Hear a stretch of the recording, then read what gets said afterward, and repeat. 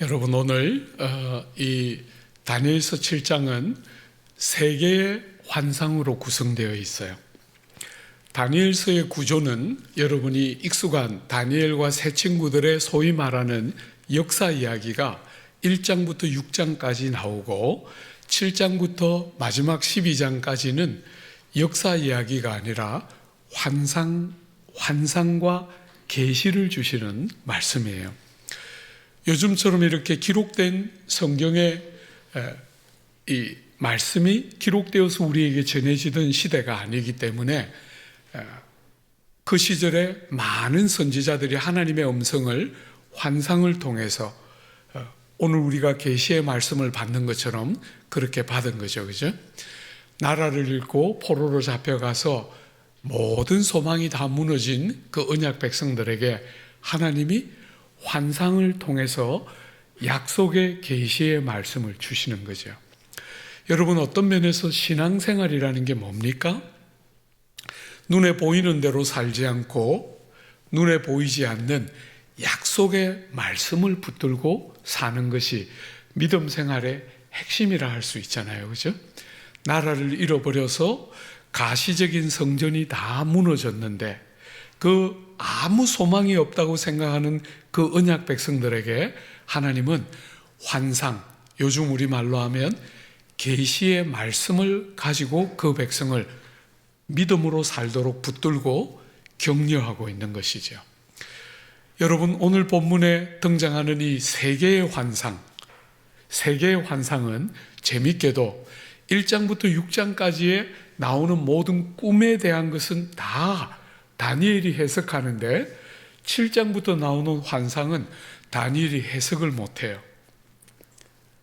오늘 이 7장도 다니엘이 해석을 못합니다. 그래서 천사의 도움을 받아서 해석하게 되는, 그게 오늘 이 7장의 내용인데 크게 세 가지 환상으로 구성되어 있어요. 첫 번째는 내 짐승의 환상, 두 번째는 눈을 들어 하늘을 보았을 때 보이는 하나님 나라의 환상, 세 번째는 인자의 환상. 이렇게 세 개의 환상으로 구성되어 있는데 이 세 환상은 각기 세 나라와 연결되어 있어요. 여러분, 내 짐승의 환상은 세상 나라에 대한 환상이에요. 그러니까 세상 나라를 우리가 2장에서는 거대한 신상으로 비유했는데 오늘 이 7장에서는 짐승들로 비유하고 있어요.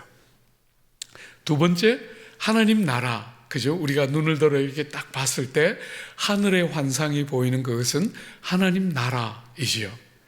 마지막 세 번째는 오늘 어떤 면에서 우리가 볼 제일 중요한 내용이라 할 수 있어요. 인자의 나라. 그 인자의 환상은 인자의 나라를 보여주는 것인데 인자가 누구인가 하는 것과 인자의 나라가 누구의 것인가 하는 것이 오늘 설교의 핵심이라 할 수 있어요. 여러분, 한번 좀 서둘러서 첫 번째 환상 우리가 좀 서둘러서 봐야 되는 환상이기 때문에 최대한 시간을 절약하면서 한번 볼까요? 여러분, 4절에 보면 이 첫 번째 환상인 내 짐승의 환상이 등장하는데 우리가 4절을 보기 전에 17절을 먼저 한번 보세요.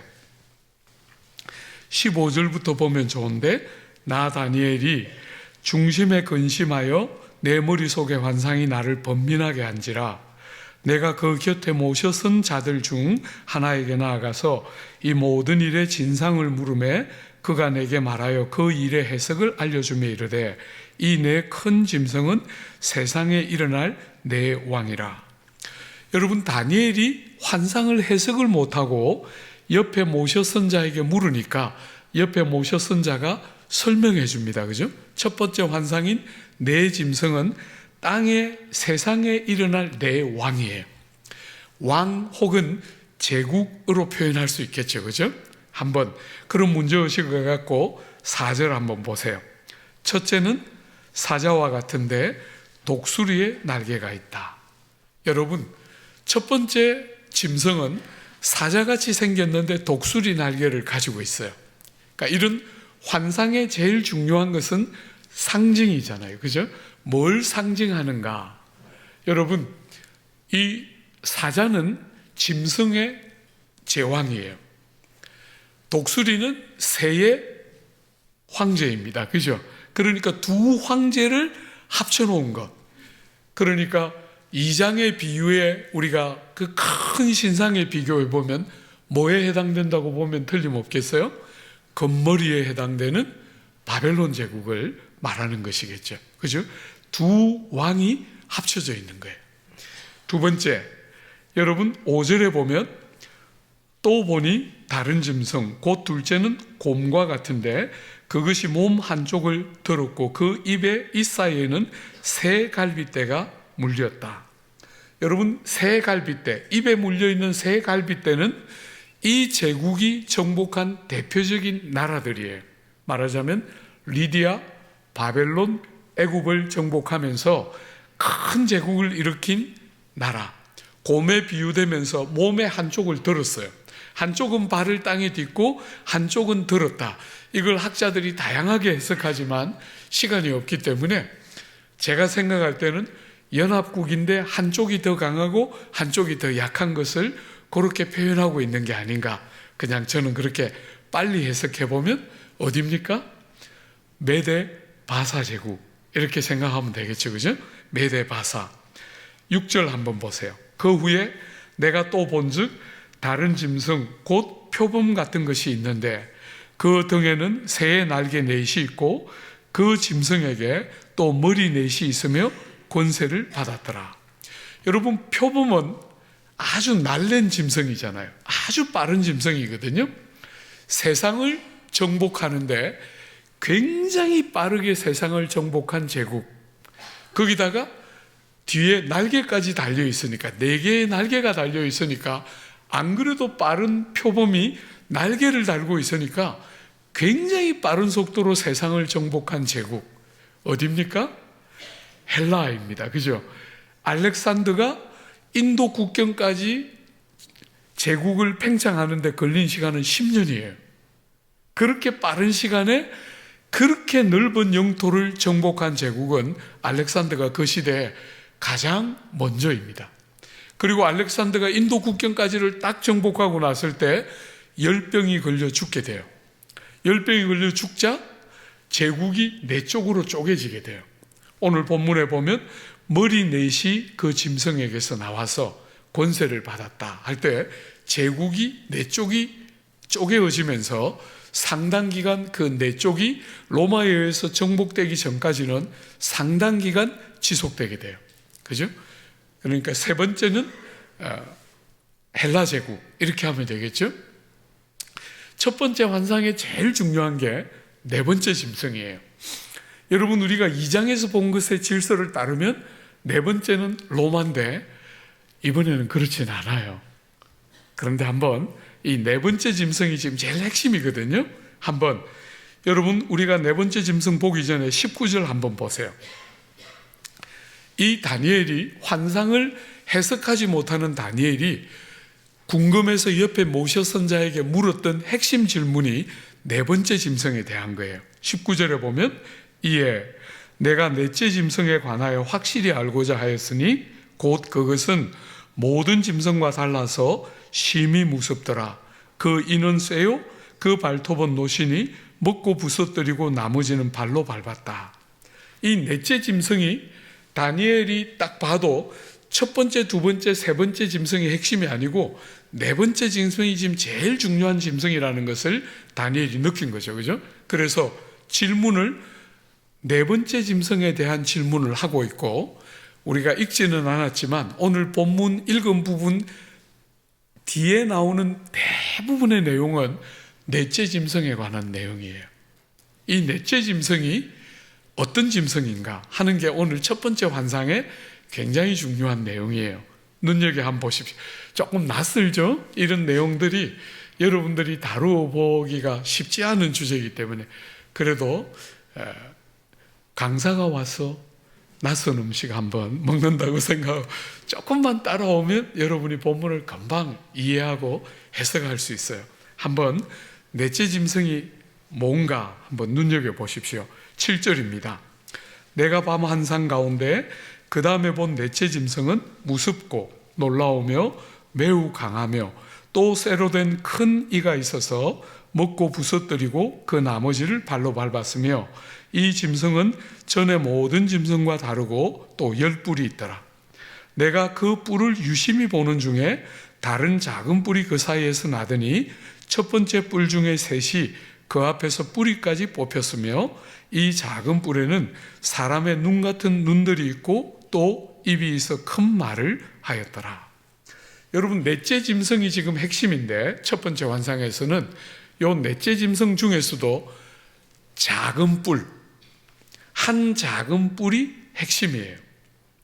여러분, 이 넷째 짐승에게서 10뿔이 등장하지 않습니까? 이 뿔이라는 것은 이 환상에 나오는 뿔, 요한계시록이나 오늘 본문 같은 이 묵시의 글들의 뿔이 등장하는 것은 권세를 상징하는 거예요. 그러니까 황제를 상징하거나 나라를 상징하는, 그러니까 요 넷째 짐승 안에서 10뿔이 등장해요. 10이라는 숫자는 완전 숫자예요. 그렇지만 완전하지만 영원한 것은 아닌 제한이 있는 상당한 정도의 세월 동안 10개의 뿔 할 때 하나 둘 해서 10개가 아니고 완전 숫자이기 때문에 상당한 기간을 가리키는데 제한이 있는 10이라고 표현하는 거니까, 그죠? 완전 수이기 때문에 상당한 기간을 상징하는데 제한은 분명히 있는 그 기간 동안 많은 왕들과 제국들이 넷째 짐승 시대에 등장하는데 그 중에 핵심이 한 작은 뿔이에요. 한 작은 뿔이 딱 등장하니까 어떤 일이 생겼습니까? 새 뿔이, 먼저 있던 새 뿔이 뿌리채 뽑혔어요. 무슨 말을 하고 싶어 하는 것 같아요? 권세와 힘이 아주 강력해서 전에 있던 새 뿔을, 왕을 완전히 탁 괴멸시킬 만큼 강한 세력을 가진 한 뿔이 등장하는 것. 이게 지금 넷째 짐승의 핵심이에요. 그것만, 우리가 시간이 없기 때문에 그것만 한번 살펴볼게요. 이 넷째 짐승이 어떤 존재일까? 여러분이 넷째 짐승에 나오는 한 작은 뿔이 어떤 인물일까 한번 잘 눈여겨보십시오. 우리가 25절에 그 작은 뿔이 등장해서 하는 일 4가지가 등장해요. 한번 보세요. 우리 25절 같이 한번 읽어볼까요? 그가 장차 지극히 높으신 이를 말로 대적하며 또 지극히 높으신 이의 성도를 괴롭게 할 것이며 그가 또 때와 법을 고치고자 할 것이며 성도들은 그의 손에 붙임 바 되어 한 때와 두 때와 반 때를 지내리라. 여러분, 이 뿔이 어떤 인물일까? 첫 번째, 지극히 높으신 이를 말로 대적해요. 여러분, 여기 등장하는 지극히 높으신 이가 누구입니까? 하나님이죠. 그죠? 하나님을 말로 대적하고 있어요. 이게 이 뿔에 대한 첫 번째 소개죠. 그죠? 두 번째, 하나님을 그렇게 대적하니까 당연히 그 다음에 뭐가 따라오겠어요? 교회와 성도를 핍박해요. 교회와 성도를 핍박해요. 세 번째로, 교회와 성도를 핍박하면서 이 작은 뿔이 하고 있는 일이 어떤 일이에요? 법과 또 뭐를 바꿉니까? 때와 법을 바꾸어요. 자연법, 도덕법, 혹은 우리 성도들에게 생명 같은 절기, 이런 것들을 자기가 원하는 대로 바꾼다는 거예요. 여러분, 이 지금 등장하는 넷째 짐승에 등장하는 한 작은 뿔, 어떤 인물일 것 같습니까? 어떤 인물일 것 같아요? 여러분들이 한 번씩 들어본 적그리스도를 상징하는 인물이라고 보면 틀림없어요. 여러분, 지금 이 본문의 흐름을 한번 잘 보세요. 나라를 잃어 소망이 다 사라진 하나님의 백성들에게 환상을 가지고 그들을 위로하는데 어떤 지금 환상을 보여주는 겁니까? 고난을 안 그래도 경험하고 있는 그 백성들에게 또 다른 고난이 오고 있다, 이 말 하고 있는 거잖아요. 사랑하는 여러분, 제가 이렇게 조국 교회를 섬길 때 제일 어려운 것이, 조국 교회 성도들은 고난을 받고 있으면 빨리 고난을 벗어나기를 기대해요. 근데 성경은 구조가 다릅니다. 성경은 고난을 당하고 있는 백성들에게 또 다른 고난이 오고 있다, 이렇게 말하고 있다는 거예요. 사랑하는 여러분, 기독교는 여러분들에게 고난을 면하게 해주는 종교라고 말하지 않아요. 예수 잘 믿으면 고난은 없고 복만 받는다고 절대로 말하지 않아요. 여러분들의 삶에 고난이 있다.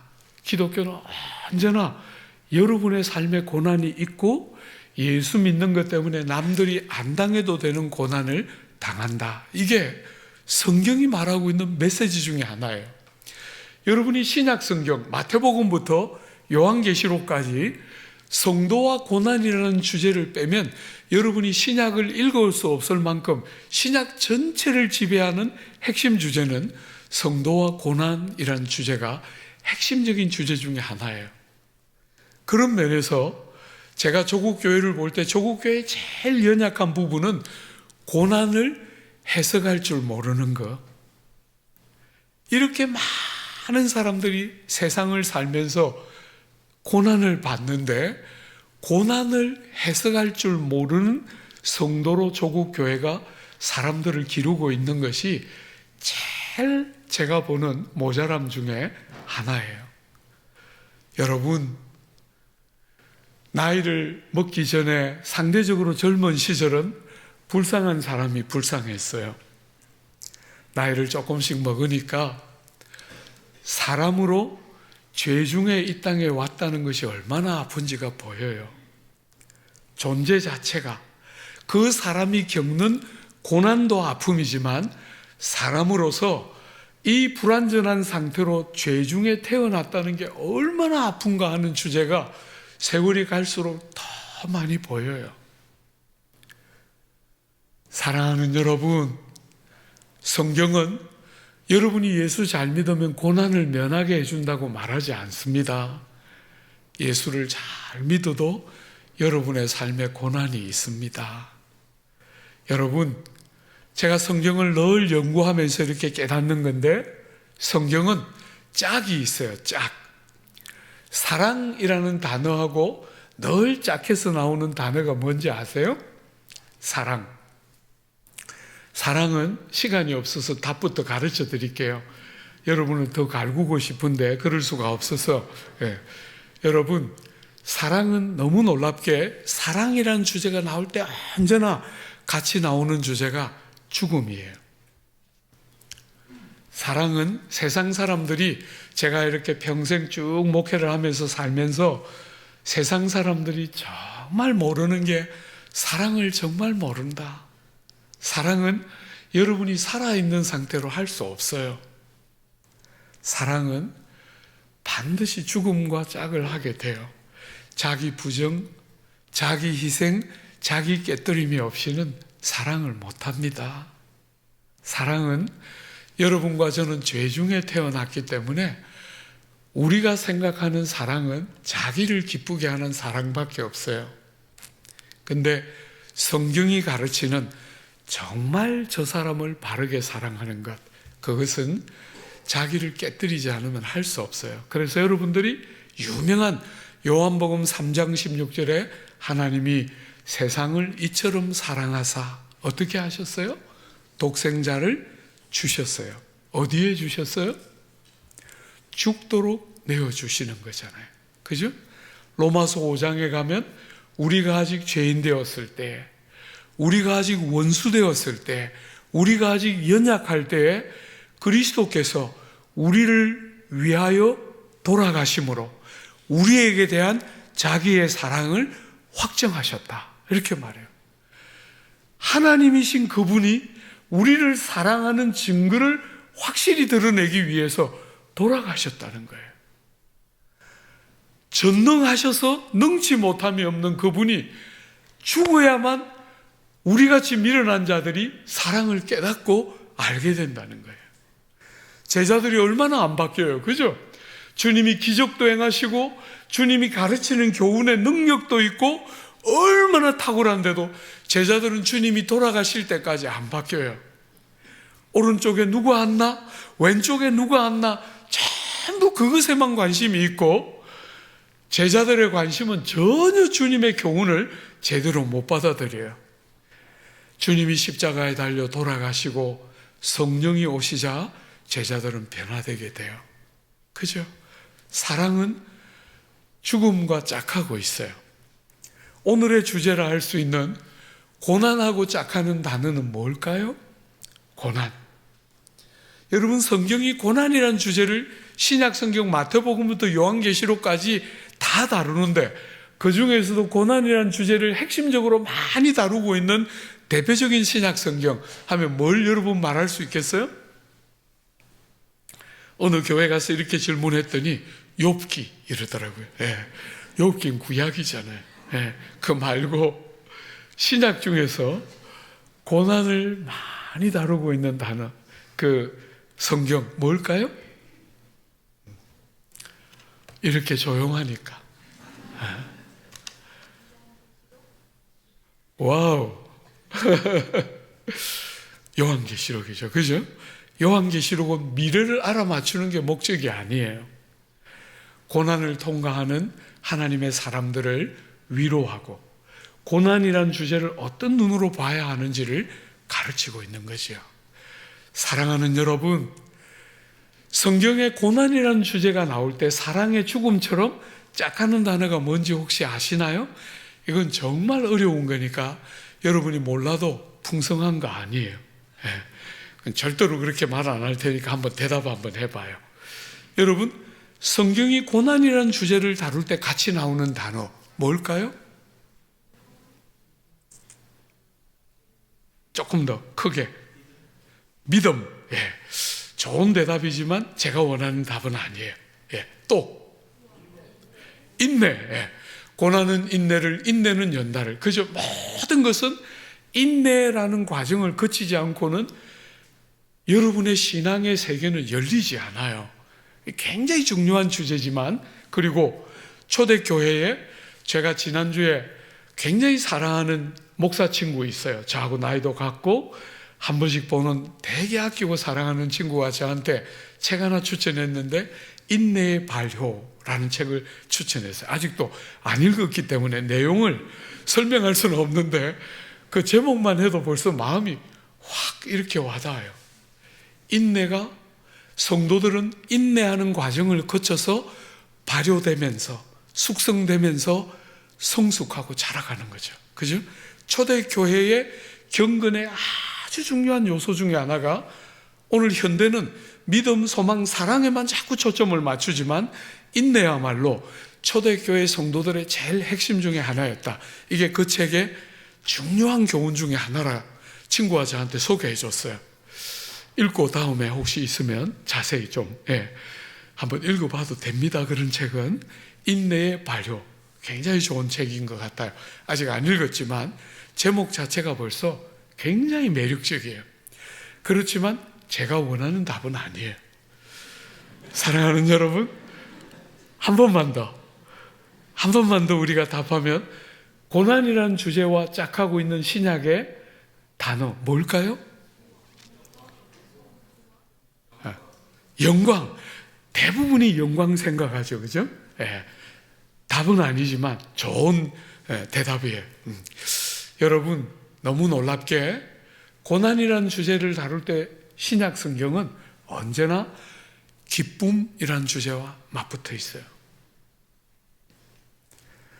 성경이 가지고 있는 이 독특한 관점, 야고보서가 제일 대표적이죠. 그죠? 사랑하는 형제들아, 너희가 여러 가지 시련을 당하거든 온전히 기쁘게 여기라, 이렇게 말했어요. 여러 가지 시련을 당하는데 온전히 기쁘게 여기라, 이렇게 말하는 거예요. 여러분, 로마서 5장에는 우리가 환난 중에도 즐거워하나니. 여러분, 그때 즐거워한다는 단어가 무슨 뜻이냐면 가슴이 벅차서 견딜 수 없이 즐거워하다, 이런 뜻이에요. 고난이 저쪽에서 오는데, 환난이 저쪽에서 오는데 가슴이 막 벅차올라서 견딜 수 없이 기뻐하고 즐거워하는 사람 손 한번 들어봐요. 예. 그런 분들은 병원에 있죠. 그죠? 그런데 성경은 희한하게 그렇게 묶어놨다는 거예요. 왜? 힌트가 있죠. 그죠? 힌트. 야고보서가 대표적인 힌트예요. 너희가 여러 가지 시련을 만나거든 온전히 뭐라고요? 기쁘게 여기라 했어요. 기쁜 것이면 여길 필요가 없겠죠. 기쁘지 않은 거잖아요. 그죠? 환난과 시련이 기쁠 수 없는데 기쁘게 여기라. 왜요? 분사구문이 붙어 있어요. knowing, 알기 때문에. 눈이 열려서 뭔가가 보이기 시작하는 거예요.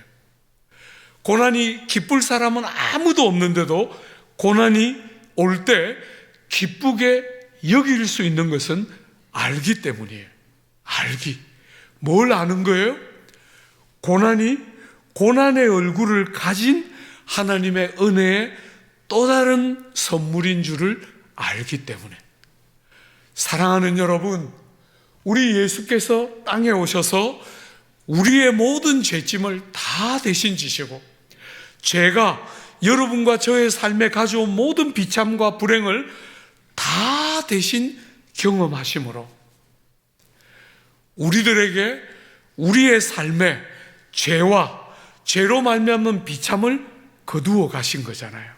그죠? 그분이 다 대신 감당하셨기 때문에 성도의 삶에 찾아오는 고난은 하나님이 여러분과 저를 사랑하지 않는 표시가 아니고 하나님이 여러분들에게 관심이 없는 표시가 아니고 여러분과 저의 삶에 오는 고난은 형통이 데려가지 못하는 다른 세계를 여는 은혜의 문이에요.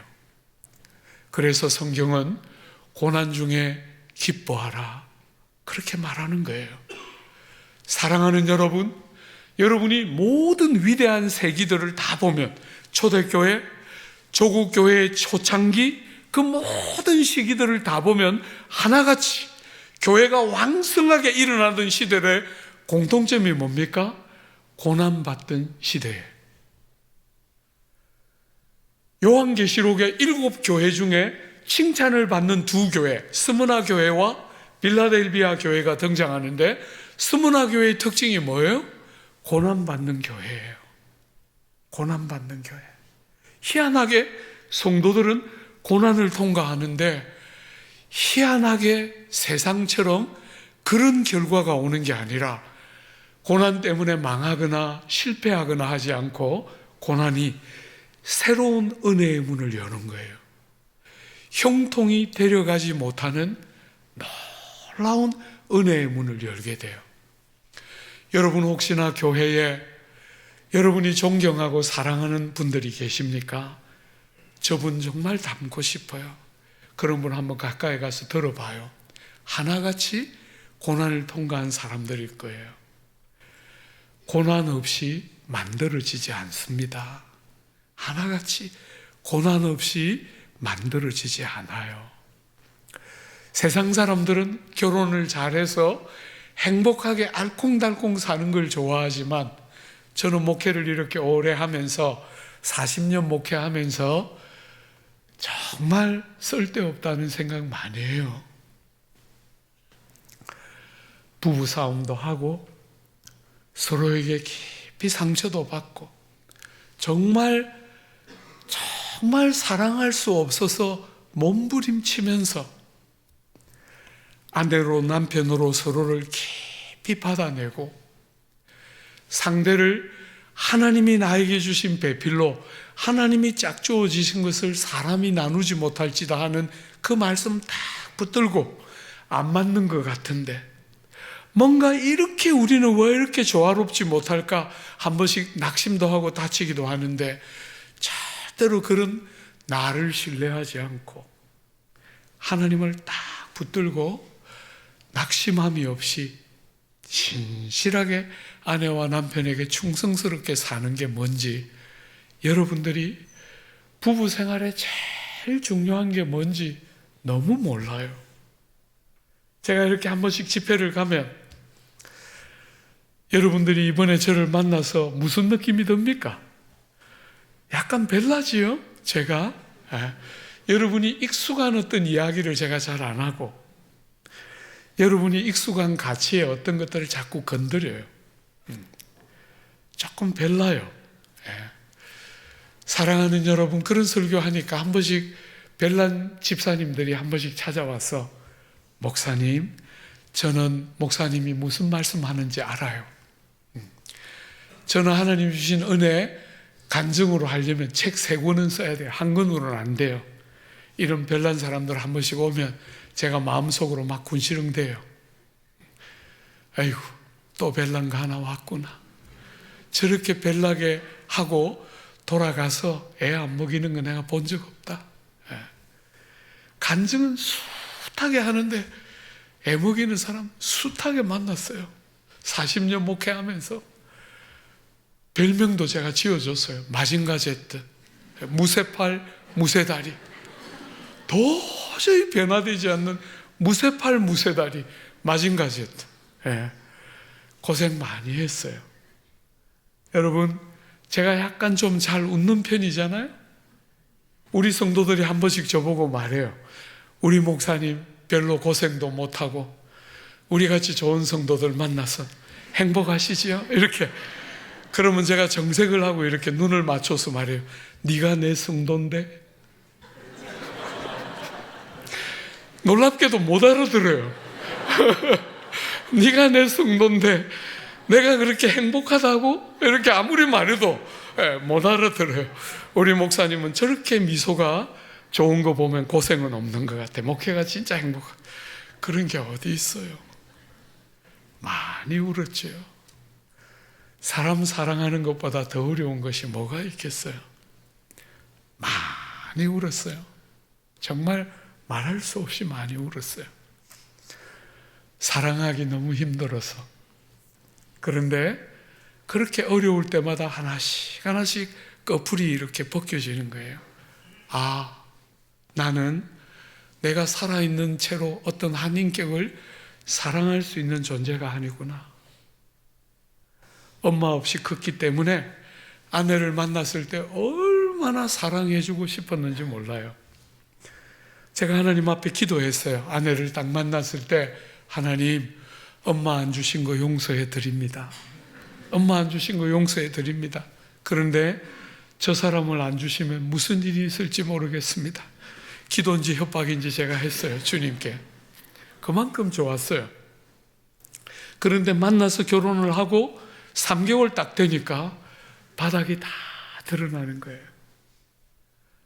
너무나 소중한 사람을 만났다고 생각했는데 사랑할 수 있는 실력이 하나도 없는 거예요. 사랑할 수 있는 실력이 하나도 안 만들어졌어요.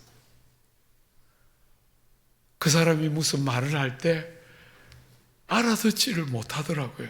순 국산말을 써서 못 알아들을 어려운 단어가 아무것도 없는데 그 사람이 무슨 말만 하면 그렇게 부화가 나요. 그러면서 제가 힌트를 자주 줬어요. 너는 지금 선을 넘고 있다.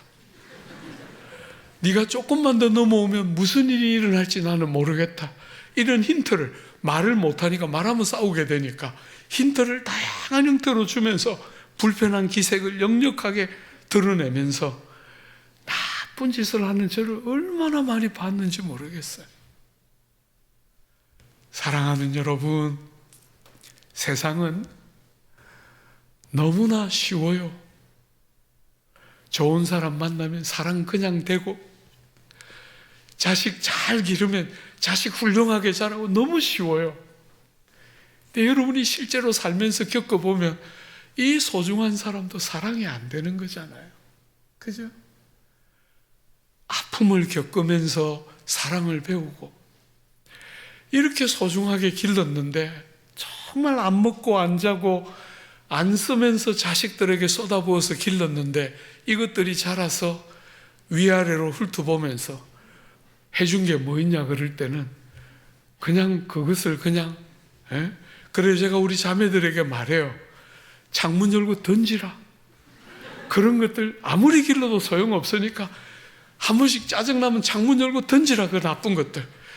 그 여자가 나타날 때까지만 내 자식이고, 그죠? 그 여자가 나타나면 그 여자의 남편이에요. 나쁜 것들이죠. 부모가 그렇게 고생하며 길렀는데 한 게 뭐 있어요? 이럴 때는 막 열불이 뻗치는데 그걸 자식으로 주신 거잖아요. 그러면서 뭘 배워요? 사랑하는 걸 배우는 거잖아요. 우리 성품에 없는, 우리의 품성하고 아무 관계없는 누군가를 진실히 사랑하는 게 뭔지를 배우는 거잖아요. 사랑하는 여러분, 고난이 없이는 열리지 않는 세계가 있어요. 세상이 말하는 것처럼 세상이 쉽게 사라지지가 않는 거잖아요. 그죠? 고난을 통과해야만 여러분과 저의 삶에 열리는 세계가 있기 때문에 고난을 하나님이 우리에게 허락하시고 이미 고난을 겪고 있는 다니엘과 세 친구에게 이 환상을 주면서 또 다른 고난이 오고 있다. 종말이 가까워 오면 적그리스도가 일어나서 지금까지 겪었던 어떤 고난과도 비교할 수 없는 큰 환난을 겪게 될 것이다. 이게 지금 첫 번째 환상이 하고 있는 이야기잖아요. 그럴 때 여러분이 살아있는 동안 주님이 오심이 가까워서 적그리스도가 나타나서 성도와 교회를 핍박하는 큰 고난이든지 아니면 여러분이 평범하게 살아가다가 예수 믿는 믿음 때문에 많은 수고와 아픔들을 겪는 고난이든지 그 어떤 고난이든지 고난을 여러분이 딱 통과할 때 붙들어야 될 게 뭡니까? 네 번째 나오는 이 뿔이 하고 있는 이 네 번째 하는 일, 교회를 핍박하고 성도를 고난을 통과하게 만드는 이 적그리스도의 상징적인 인물이 등장하게 될 때 여러분이 꼭 기억해야 되는 게 뭐라고요? 한 때와 두 때와 반 때의 고난을 겪게 될 거라는 거예요. 여러분, 여기에 등장하는 이 작은 뿔은 예수님 오시기 약 200년 남짓 전에 셀류쿠스 왕조라고 알렉산더 대왕이 죽고 나서 네 쪽이 났을 때 그 제국 중에 하나가 셀류쿠스 왕조가 한 제국을 통치하게 되는데 거기서 8번째 왕인 안티오쿠스 4세 에피파네스, 여러분 아마 대부분 낯선 이름일 거예요. 그죠? 성경에 안 나오고 중간기에 등장하는 인물이에요. 신약과 구약의 중간기에 등장하는데 유대인들이 히틀러가 등장할 때까지 가장 미워하고 싫어했던 대표적인 인물이 안티오코스 4세 에피파네스예요. 얼마나 유대인들을 핍박하고 박해하고 그 하나님의 성전에 돼지를 잡아 피를 쏟아내고 해서 마카비 반란이라는 유명한 반란이 일어나게 되는데 그 반란을 일으킨 장본인이 안티오코스 4세 에피파네스예요. 이 인물이 대표적인 한 작은 뿔이라고 보면 돼요. 초대교회 같으면 누구를 생각하면 되겠어요? 네로나 도미티안 황제 같은 사람 생각하면 되겠죠. 근세에 오면 히틀러나 스탈린이나 이런 사람들이 대표적인 그런 상징적인 인물이라고 보면 돼요. 여러분, 적그리스도는 종말에 한 사람만 등장하는 게 아니라 그 인물의 등장을 상징적으로 보여주는 인물들이 특정한 시기마다 반복해서 일어났던 것을 우리는 교회사를 통해서 알게 돼요. 사랑하는 여러분, 그런 고난을 통과할 때 한 때와 두 때와 반 때임을 꼭 기억해야 돼요. 어떤 학자들은 이 다니엘서 4장에 느부갓네살 임금이 7대를 정서장애인으로 보내게 돼요. 그 7대를 대부분의 학자들이 7년이라고 해석해요. 그러니까 그 4장의 7년이라고 때를 연으로 해석했기 때문에 한 때와 두 때와 반 때를 3년 반이라고 해석하는 학자들이 있는데 저는 거의 동의할 수가 없어요. 왜냐하면 앞에 나오는 4장은 역사이기 때문에 그렇게 해석하는 게 가능해요. 그런데 7장은 환상이고 묵시이잖아요. 그죠? 그러니까 상징이 대단히 중요한 거예요. 무슨 이야기를 하고 싶어 하는가가 중요한데 이것을 3년 반, 고난을 3년 반의 고난을 당한다. 이렇게 해석하면 어그러뜨리는 것이죠. 그죠? 여러분, 우리가 코로나를 딱 통과할 때 여러분들이 다 원했던 게 뭐예요? 빨리 끝나기를. 여러분이 고난을 만나면 여러분이 하나같이 다 빨리 끝나기를 원하는 거잖아요. 그런데 사랑하는 여러분, 우리가 생각하는 것보다 더 길었어요. 그게 뭐죠? 우리가 생각하는 빨리 끝나는 게 한때라면 실제적으로 일어나는 것은 우리 생각보다 더 길어서 두 때가 되는 거예요. 그죠? 그렇게 두 때가 되면 여러분과 저는 어떻게 합니까? 낙심해요.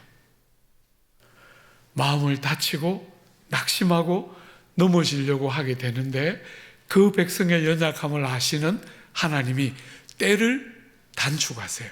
그게 뭐지요? 반때.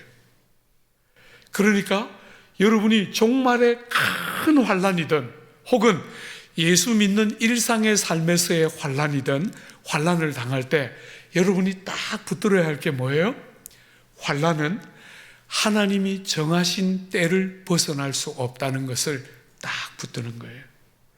여러분이 생각하는 것보다 좀 길어질 수 있어요. 그죠? 우리는 다 한때로 끝나기를 원하는데 이상하게 하나님은 한때가 아니라 두 때를 허락하실 때가 있어요. 그렇지만 사랑하는 여러분, 절대로 낙심하지 말고 여러분이 어떤 고난을 통과하더라도 절대로 낙심하지 말고 하나님이 그 백성의 연약함을 아시고 때를 단축하시면서 우리를 찾아오시는 영화로운 순간이 반드시 올 거다.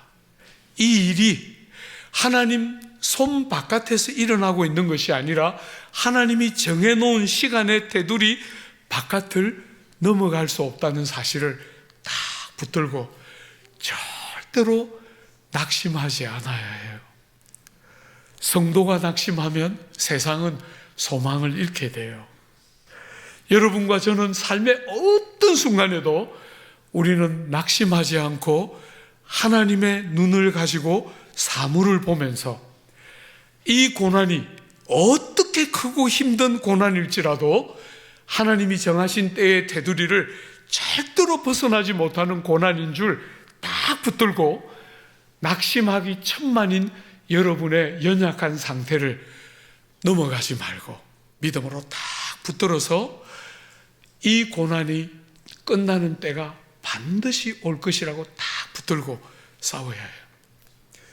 여러분, 제가 유학 갔는데, 영국에 유학 갔는데 여러분이 아는 것처럼 얼마나 영국 물가가 비싸요. 그죠?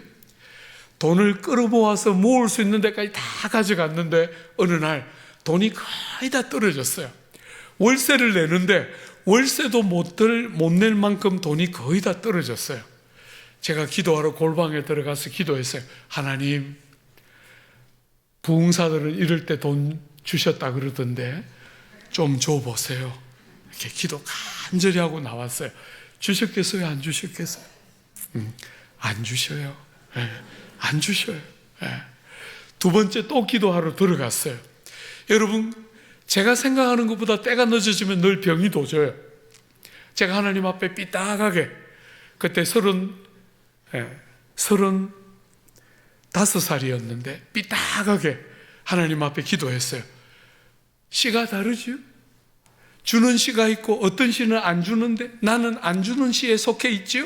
이렇게 삐딱하게 제가 어릴 때부터 제가 늘 어려움이 생기면 하나님 앞에 그렇게 내까짓게 하나님이 나 같은 건 뭐 눈에나 있겠어요? 이러면서 날 대들었어요. 나쁜 이야기 하면서 삐딱하게 주님 앞에 딱 기도하고 나왔는데 주셨겠어요? 안 주셨겠어요? 그렇게 삐딱하면 안 주셔요. 기다렸는데 이제 통장 찍어볼 용기도 없는 만큼 너무 안 주셨어요. 그래서 다시 기도하러 갔어요. 다른 길이 없으니까. 꼬리를 딱 낮추고 주님 안 주시면 한국 가라는 줄 알고 한국 가겠습니다. 유학 와서 꼭 뭐 학위를 해야 되는 거 아니니까 그냥 가라시는 줄 알고 가겠습니다 하고 딱 돌아왔더니 나오자마자 전화 한 통 기다렸다는 듯이 딱 왔어요. 목사님, 제가 한국 가게 됐는데 제가 타던 차 목사님 데리고 가겠습니다. 프랑스 대통령이 타던 차 시트로엔입니다. 시가로 700만 원 밖에 안 합니다. 세컨핸드니까. 그죠? 700만 원 밖에 안 합니다. 700만 원 밖에가 뭡니까? 월세를 못 내고 있는 저에게 700만 원짜리 막 전화 끊고 막 너무 기뻤어요. 씨가 같은 씨였구나. 에? 하나님은 누구나 안 가리고 기도하고 소원하면 주시는구나. 너무 좋았어요. 그분이 금요일날 다시 전화했어요. 목사님, 오늘 라운드바웃을 돌다가, 여러분 영국은 신호등이 많지가 않고 로타리가 많은데 라운드바웃이라고 불러요. 라운드바웃을 돌다가 앞차랑 박치기 해가지고 차량 완파 판정을 받았습니다. 제가 전화 끊고 막 비통하게 또 병이 막 도지면서 그걸 그냥 주시면 어디 덧납니까? 제가 기도했어요. 아예 금요일까지 전화를 안 하게 하시거나 그렇게 망가뜨릴 것 같으면 그분이 금요일 전에 전화를 안 하게 하시거나 전화를 했으면 그냥 순적하게 주시거나 왜 이렇게 갈구십니까? 제가 하나님 앞에 막 대들었어요. 내가 잘 되는 거 이렇게 싫으시죠? 막 대들었어요. 여러분, 이분이 전화 끊으면서 말하는 거예요. 목사님, 오늘 금요일이라서 보험회사가 다 문을 닫았는데 죄송하지만 보험 처리 부탁드립니다. 바빠 죽겠는데, 공부하느라 바빠 죽겠는데 나보고 그냥 쓸데없는 거 보험 처리하라 그러니까 막 보험증 들고 막 보험회사 월요일날 가는데 막 입이 이렇게 튀어나와가지고 막 얼마나 막 섭섭하든지 막 가면서 막 가는 내도록 부하를 내면서 갔는데 서류 딱 내밀었는데 그 여자 직원이 저를 위아래로 딱 훑어보더니 차량이 완파 판정을 받았으므로 수리가 불능하므로 현찰로 700만 원 드립니다. 여러분들은 박수를 치는데 제가 예를 들어서 하나님이 계획이 있으실 거야. 하나님은 내가 이해할 수 없는, 내가 해석을 못하지만 내가 해석을 못할 뿐이지 하나님이 실패하고 있는 것은 아닐 거야. 그렇게 내가 믿으면서 뭔가 다른 계획이 있으실 거야 하면서 버텼으면 700만 원 받았을 때 얼마나 좋았겠어요. 700만 원 하면서 막 간증도 하고 막 주셨어 막 이러면서 할 텐데 실컷 나쁜 소리 다 했는데 700만 원 현찰로 딱 받는데 눈물밖에 안 나. 나 같은 것도 주시는구나. 할 말이 없는 거예요. 그죠? 이렇게 나쁜 사람도 선대하시는구나.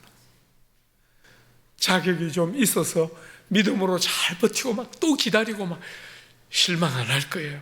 이러면서 버텼더니 막 진짜 주셨어요. 이러면 이게 말이 되는데 나쁜 짓 실컷 했는데 딱 돈을 받으니까 기가 막힌 거예요. 사랑하는 여러분, 우리의 삶에 고난이 있지만 우린 때로 그 고난을 해석하지 못해요. 그래서 우리는 하나님이 우리를 사랑하지 않으시는가? 하나님은 우리에게 관심이 없으신가? 하나님은 나를 관로 바깥으로 포기하셨나? 우린 그렇게 쉽게 결론을 내리고 싶어 하지만 사랑하는 여러분, 그런 자리를 만나면 몇 걸음만 더 가봐요. 속단하지 말고 몇 걸음만 더 내가 해석되지 않을 뿐이지 하나님은 계획이 있을 거야. 사랑하는 여러분, 고난은 여러분을 향한 하나님의 무관심의 표시가 아닙니다. 고난은 여러분 속에 우리의 어리석은 죄성들을 다 들추어내고 하나님 앞에 순전하지 못하고 온전하지 못한 우리의 믿음이 정금같이 빚어지는 하나님의 또 다른 선물이기 때문에 고난을 기쁘게 맞도록 우리를 격려하고 있는 거예요. 고난을 안 그래도 통과하고 있는 하나님의 백성들에게 큰 핍박이 오고 있다고 말하면서도 두려워하지 않는 거예요. 그저 세상의 어떤 종교들처럼 좋은 말을 해서 붙들어 두려고 하는 게 아니라 인생살이와 세상의 본질들을 제대로 보고 그저 우리가 원하는 대로 우리 생각대로 되는 그런 종교가 아니라 진리를 제대로 깨닫고 하나님을 범사의 어떤 삶의 자리에서도 실망하지 않고 원망하지 않고 신뢰하고 기다리면서 우리를 부끄럽게 하지 않는, 하나님은 우리를 절대로 부끄럽게 하는 분이 아니세요. 기다렸는데 아무 일도 없었다, 그런 건 없습니다. 그런 건 없습니다, 여러분. 그런 것 같은 경험은 있어도 그런 일은 없습니다. 사랑하는 여러분, 고난을 통과할 때 하나님이 정해놓은 테두리를 벗어나지 못한다. 첫 번째, 딱 붙으십시오. 두 번째, 세상 나라는 하나님이 권세를 주시면서 뭘 기대합니까? 질서를 유지해서 세상이 너무 많이 타락하지 않도록 하나님이 세상 나라들에게 권세를 주신 거예요. 그런데 여러분, 세상 나라가 그 권세를 가지고 하나님을 대적하고 성도들을 핍박할 때, 말하자면 세상 나라가 짐승처럼 바뀔 때, 오늘 이 환상이, 첫 번째 환상이 하는 이야기잖아요, 그죠? 세상 나라가 그 하나님이 주신 권세를 가지고 교회를 핍박하고 하나님을 대적하는 짐승으로 바뀔 때 여러분 어떻게 해야 합니까? 눈을 들어 하늘을 봐야 합니다. 여러분, 눈을 들어 하늘을 보면 거기 뭐가 있습니까? 한번 보십시오. 9절입니다. 여러분, 9절에 보면 내가 보니 왕자가 놓이고 옛적부터 항상 계시니가 좌정하셨는데, 시간이 없어서 뒤에 있는 거는 못 다루겠고 우리 윤 목사님한테 여러분 언제 기회 날 때 들어요. 여러분, 눈을 들어서 하늘을 딱 보니까 뭐가 보입니까? 보좌가 있습니다. 왕이 앉는 왕자가 있습니다. 그리고 거기 누가 계십니까? 옛적부터 항상 계시니가 앉아 계십니다. 여러분, 우리는 다니엘과 새 친구 같은 고난, 우리의 인생에 이런저런 많은 고난을 겪을 때 우리의 날 어리석은 질문 중에 하나는 하나님은 어디 계십니까? 그죠? 우리가 늘 하는 질문 중에 하나가 하나님은 어디 계십니까? 오늘 두 번째 환상은 여러분과 저에게 뭐라고 말합니까? 그분은 변함없이 그곳에 계시면서 온 땅과 만물을 다스리고 계세요. 여러분들이 세상에서 고난을 겪고 여러분이 원하지 않는 아픔들이 여러분의 삶에 일어날 때, 사랑하는 여러분, 우리가 해석 못하는 삶의 자리를 하나님이 안 계신 것처럼 생각해서는 안 돼요. 성경은 절대로 그렇게 말하지 않고 세상 나라가 짐승으로 바뀌어서 이렇게 날뛸 때 하나님은 여전히 세상을 통치하시고 다스리고 계세요. 온 세상이 다 짐승 같아 보이는데 짐승이 원하는 대로 다 될 것 같지만 그분이 여전히 통치하고 다스립니다. 그분의 통치 바깥을 한치도 벗어날 수 없습니다. 사랑하는 여러분, 시간이 많이 갔기 때문에 세 번째 환상 한번 봐요. 이렇게 짐승, 땅에 있는 나라들이 그 권세를 가지고 짐승으로 돌변해서 교회와 성도들을 핍박하고 하나님을 대적할 때 여러분이 붙들어야 하는 또 하나의 중요한 것 뭡니까? 인자의 나라 봐야 해요. 인자의 나라. 여러분, 오늘 여기 인자는 누구를 가리킵니까? 예수께서 당신을 가리키실 때 인자는 머리 둘 곳도 없다 하셨죠, 그죠? 그 인자, 당신을 가리킬 때 사용하셨던 인자라는 단어는 다니엘서 7장에서 가져온 거예요. 사랑하는 여러분, 주님이 당신을 가리키는 표현으로 사용하셨던 이 인자의 나라는 잘 한번 눈여겨보십시오. 이 인자의 나라는 이분이 환상에서 딱 등장하자마자 구름을 타고 오셔서 옛적부터 항상 계신 분, 누구입니까?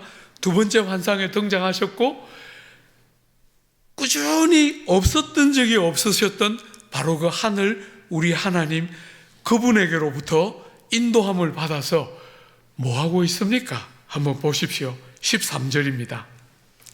내가 또 밤 환상 중에 보니 인자 같은 이가 하늘 구름을 타고 와서 옛적부터 항상 계신 이에게 나아가 그 앞으로 인도되매 그에게 권세와 영광과 나라를 주고 모든 백성과 나라들과 다른 언어를 말하는 모든 자들이 그를 섬기게 하였으니 그의 권세는 소멸되지 아니하는 영원한 권세요 그의 나라는 멸망하지 아니할 것이라.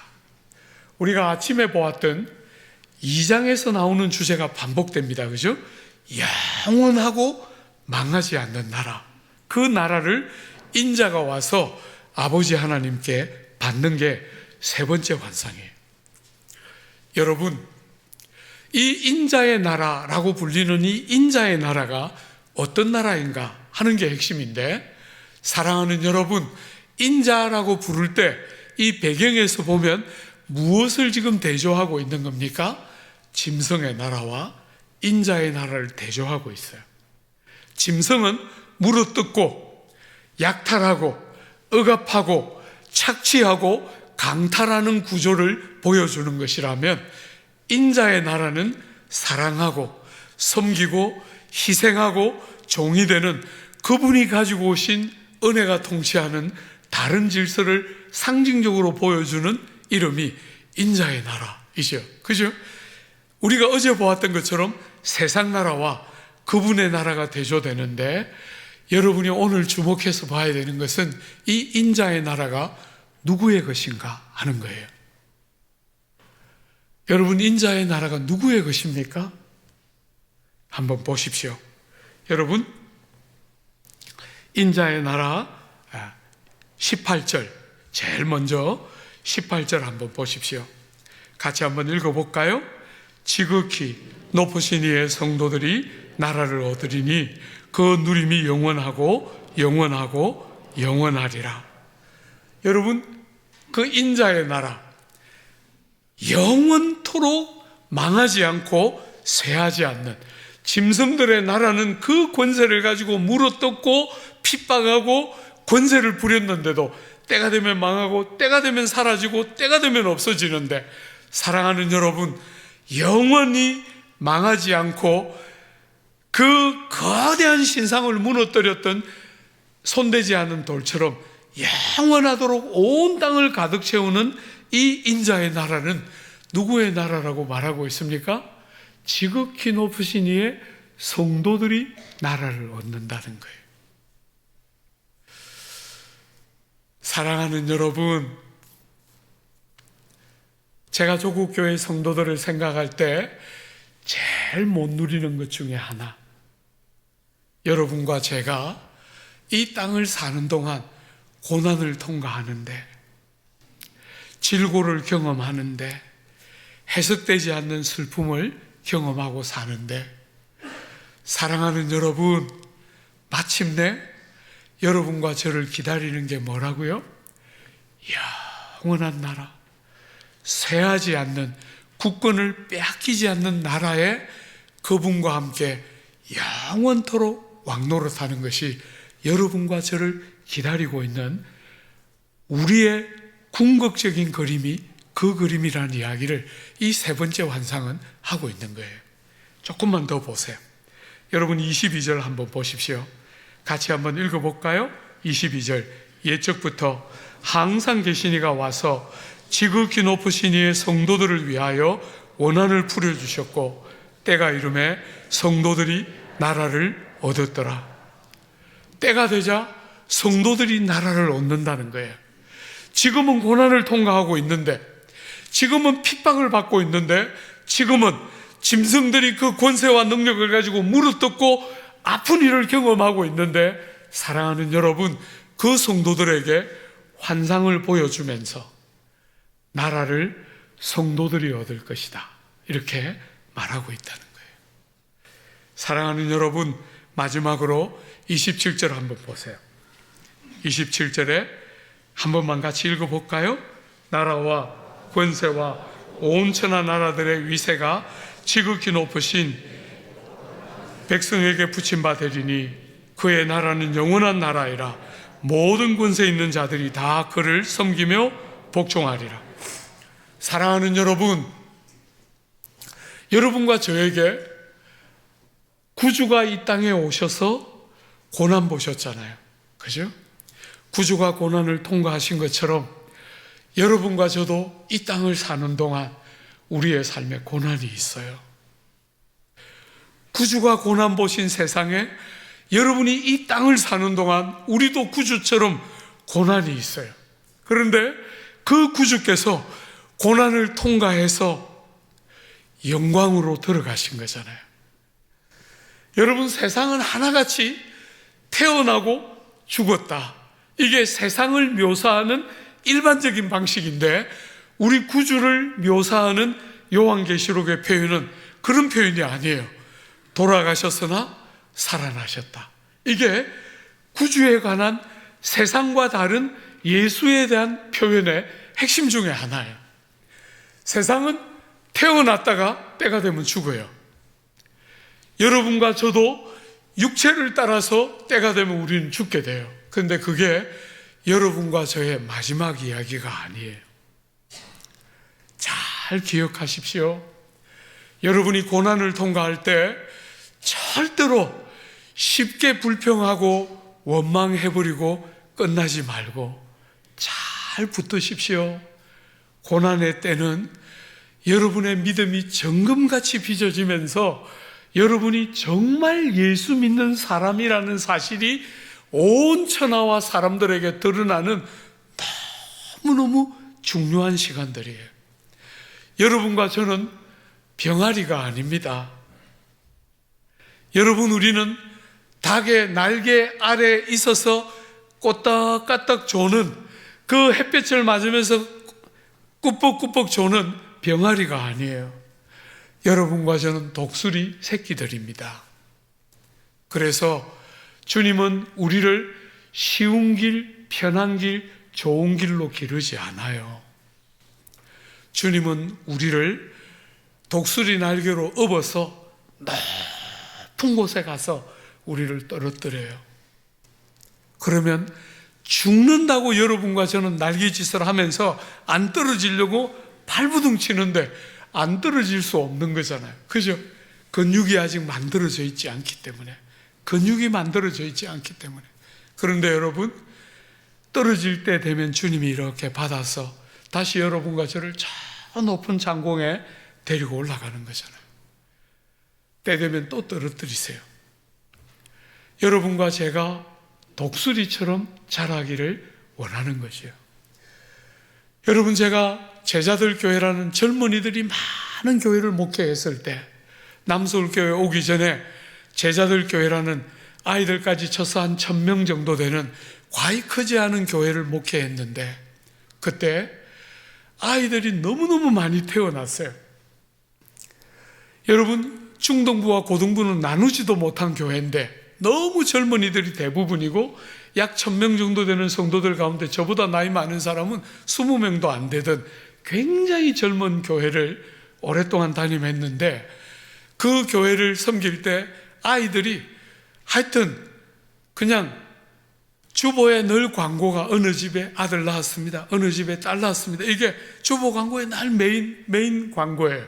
그리고 영아부, 유치부로 올라가는 그 영아부에 아이들이 80명 이하로, 제가 그 교회를 떠나기 전까지 7년 동안 80명 이하로 한 번도 떨어져 본 적이 없어요. 한 해에 40명씩 올려보내면 또 채워졌어요. 금방. 얼마나 많이 낳았는지 모르겠어요. 여러분, 그 교회를 섬길 때 제가 하나님 앞에 기도 많이 했어요. 하나님, 우리 아이들 예배당도 없이 상가에서 우리가 모였거든요. 예배당도 없이 상가에서 모였는데 하나님 우리 아이들 안전하게 교육할 수 있는 공간 좀 주세요. 얼마나 기도했는지 몰라요.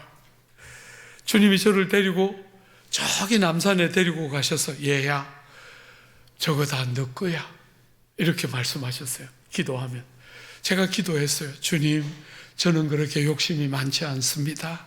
저거 다 안 주셔도 됩니다. 우리 아이들 교육할 수 있는 작은 공간 하나 주세요. 끝없이 안 주시고 저를 늘 남산에 데려가서 서울 시내에 이렇게 내려다보면서 저거 다 네 거다 그러는데 나는 하나님 앞에 너무 많이 오랫동안 겸손 부렸어요. 저는 저거 다 필요 없고 조그만 것만 주면 됩니다. 어느 날 보이더라고요. 여러분, 뭐가 관건이에요? 공간을 하나 주는 것은 식은 죽먹기예요. 주님께 공간을 하나 주는 것은 식은 죽먹기예요. 뭐가 주님이 그렇게 어려운 거예요?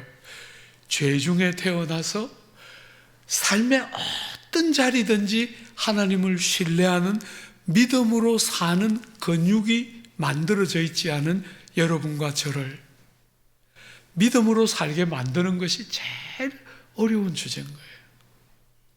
사랑하는 여러분, 어느 날 그분이 무슨 말씀하시는지를 딱 깨달았을 때 여자 집사님 한 분이 우리 교회에 등록했어요. 그리고 몇 달을 잘 보내더니 저한테 이야기했어요. 목사님, 아이들이 이렇게 많은데 상가에서 그냥 이쪽 저쪽에 막 부속 건물을 막 빌려가지고 아이들이 막 왔다 갔다 하는데 얼마나 위험한지 주의를 보내고 나면 기진맥진해져요. 오늘도 무사히 지나갔구나.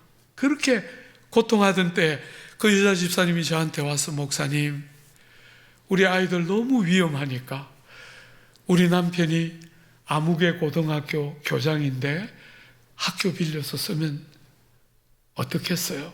이렇게 저보고 말했어요. 여러분, 제가 늘 오랫동안 학교 빌려 쓰는 게 꿈이었거든요. 그리고 그 학교 오랫동안 기도했던 학교예요. 그래서 제가 그 집사님한테 말했어요. 한번 생각해 볼게요. 네. 전혀 티 안 내고 집에 가서 얼마나 감격했는지, 이렇게 기다리고 또 기다리고 또 기다리던 일이 마침내 됐는데 그제서야 보이는 거예요.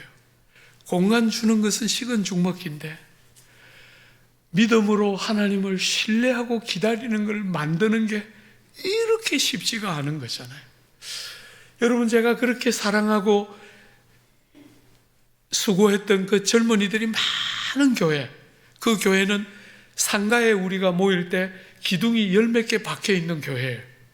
조그만 상가에 빠글빠글 모여서 예배 드렸는데 여러분, 아주 별난 친구, 담임 목사 닮아서 아주 별난 거 한 분은 왔어요. 이 친구는 예배당에 딱 들어오는 순간부터 기둥 뒤에 딱 앉아요. 여러분, 목사가 설교를 시작할 때 기둥 뒤에 앉으면 이해가 되는 거잖아요. 설교 또 길게 할 거니까 필이 꽂히면 1시간 반씩도 하고 주일날인데도 막 길게 설교했기 때문에 어른들은 와서 다 못 버티고 가시고 젊은이들만 네가 이기나 내가 이기나 하면서 버티더라고요. 그러니까 젊은이들밖에 안 남는 그런 교회였는데 젊은 별난 게 하나 들어와가지고 기둥 뒤에 딱 앉아서 어떤 일정한 대목이 되면 제가 지금 추론해 볼 때는 약간 마음에 드는 어떤 대목이었던 것 같아요. 그러면 싹 나와서 봐요.